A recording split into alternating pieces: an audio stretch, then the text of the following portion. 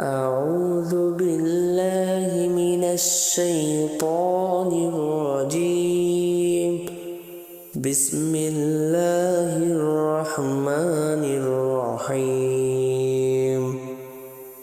ألهاكم التكاثر حتى زرتم المقابر كلا سوف تعلمون ثم كلا سوف تعلمون كلا لو تعلمون علم اليقين لترون الجحيم ثم لترونها عين اليقين ثم لتسألن يومئذ عن النعيم صدق الله المولانا العظيم সূরা তাকাসুরের খুসুসিয়ত হলো,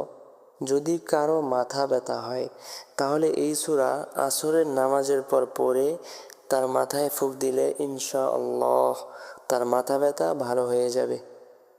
আর এই সূরার ফজিলত হলো, নবী করিম সাল্লাল্লাহু আলাইহি সাল্লাম সাহাবাদেরকে বললেন, তোমাদের মধ্যে কেউ কি এমন নেই যে প্রতিদিন কুরআনের 1000 আয়াত পাঠ করে?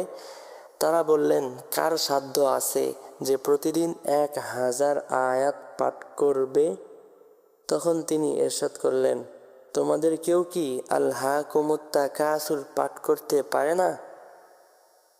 অর্থাৎ তিনি বুঝাইলেন, এই সূরা 1000 আয়াতের সমতুল্য। কেউ যদি এই সূরা পড়ল, সে যেন 1000 আয়াত তেলাওয়াত করল। হযরত ওমর রাদিয়াল্লাহু তাআলা আনহু হইতে বর্ণিত হাদিসে এসেছে, যে ব্যক্তি রাতে 1000 আয়াত পাঠ করবে তার আল্লাহ তাআলার দিদার নসিব হবে। সাহাবীগণ অপারগতা প্রকাশ করলে নবী করিম সাল্লাল্লাহু আলাইহি সাল্লাম বললেন, কেউ যদি আলহাকুমুত তাকাসুর এই সূরাটি পড়ে তাকেও আল্লাহ তাআলা 1000 আয়াত পাঠ করার সওয়াব দিবেন। সুবহানাল্লাহ। আল্লাহ তাআলা আমাদের সবাইকে সূরা তাকাসুর সকাল বিকাল তেলাওয়াত করার তৌফিক দান করুক। আমিন।